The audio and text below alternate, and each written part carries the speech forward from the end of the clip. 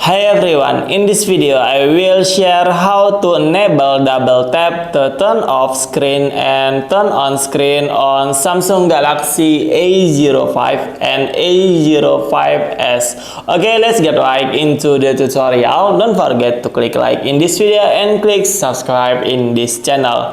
To enable or activate double tap, first you open settings menu. Okay, next you open Advanced Feature. Okay, next you open Motion and Gesture. Okay, next you tap on double tap to turn on screen. Okay, next you tap on double tap to turn off screen. Okay, now successfully enable double tap. Okay, I will test double tap to turn off screen. Yep, successfully double tap to turn on screen. Okay, successfully.